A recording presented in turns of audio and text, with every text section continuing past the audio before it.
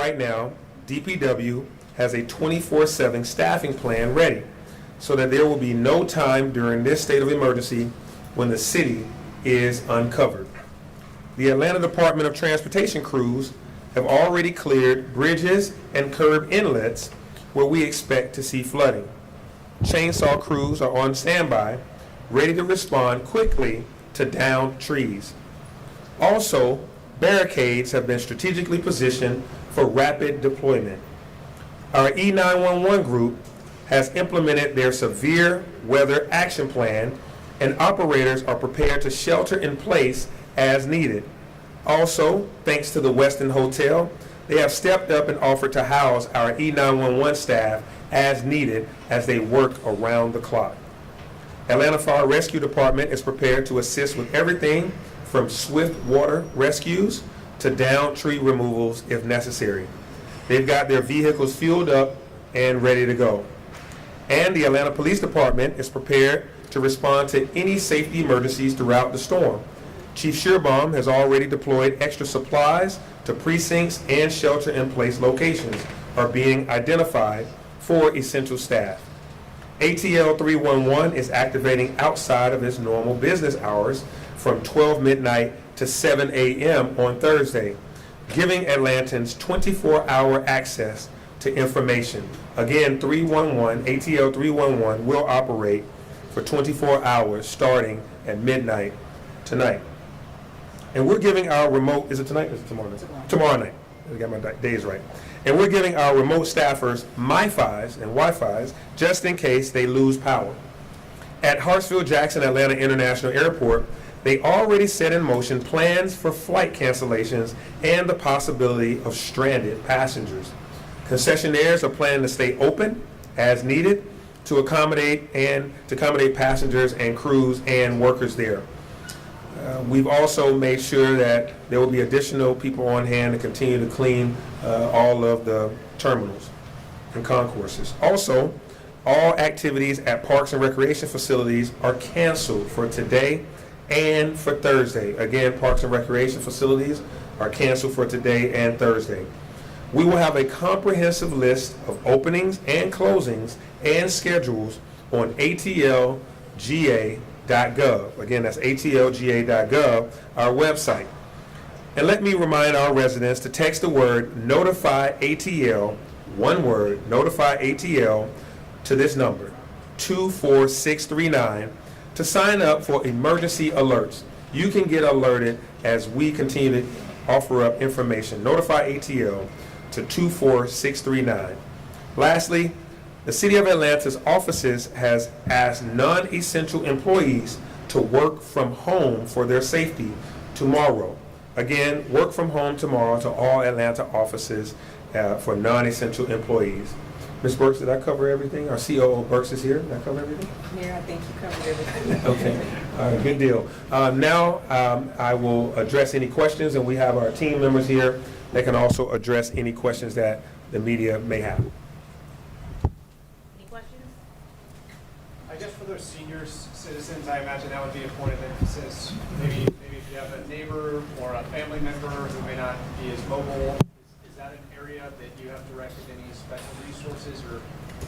Yeah, so one thing that we've learned over time is to make sure we have good phone numbers for all of our senior centers, our senior high-rises, and our senior facilities. Our Office of Constituent Services was on that call, and their team are already making sure that they make provisions to reach out to senior high-rises if they end up having any kind of power outages. How can we get to them to help them in anything that they may need? We learned a lot from previous emergency situations to coordinate with them.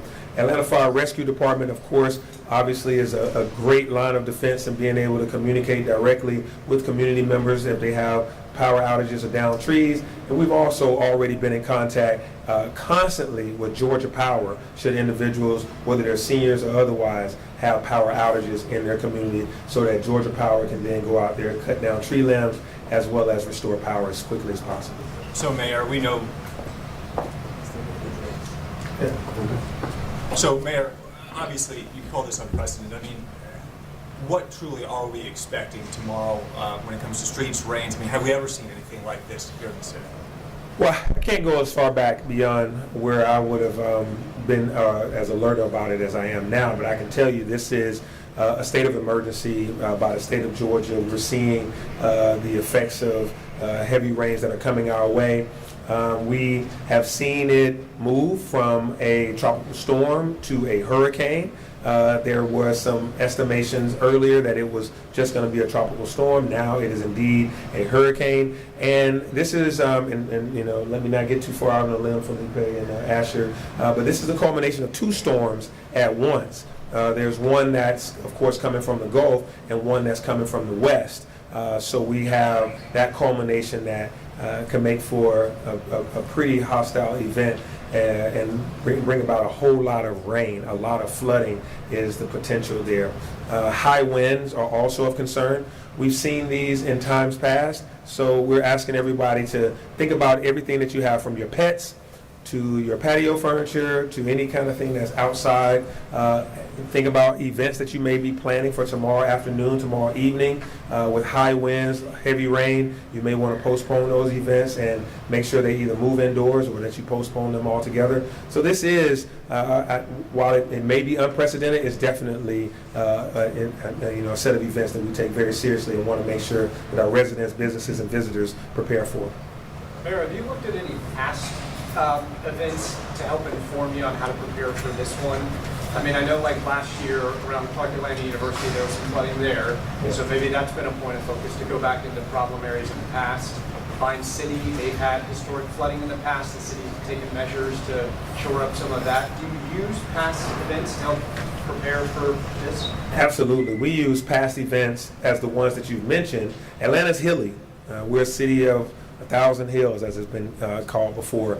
And those low-lying areas are bowls, if you will. So while our watershed management department has done a lot to install vaults, to install sewers, there's still the possibility when you have so much rain falling in a short amount of time that those vaults and those sewer drains could get overflooded. We don't want that to happen, but that's why we are going to those areas. We've already started. The watershed management team has already gone in and started doing cleanouts where the drains may have already been clogged from debris and litter, etc. They've gone in today to clean those out, and they'll be constantly monitoring those, learning from those events. But also we've learned from recent events. In May 31st, the water main breaks. We learned a lot from that, which is why we were all able to get 97 of us on a call today.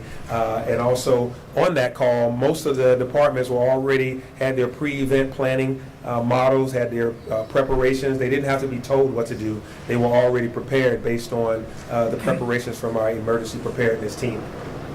I mean, with the Question right here? Sorry, yeah, realizing all the preparation you've done, given how unprecedented this is, how much are you sweating it now going into it?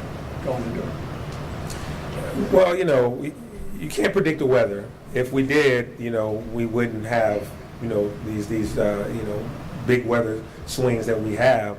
I wish that we, you know, would have this thing just quell and it go away. So my deal is we have to get prepared anyway for whatever may come.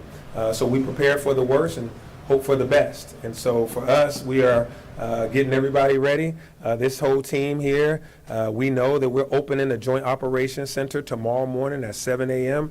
Each department will have a representative right there, all looking at the same set of screens about weather patterns, looking at, you know, street cameras to see what the street conditions are. Our non-essential employees will be working from home, and our essential employees will be out and about on the streets of Atlanta, making sure people are safe.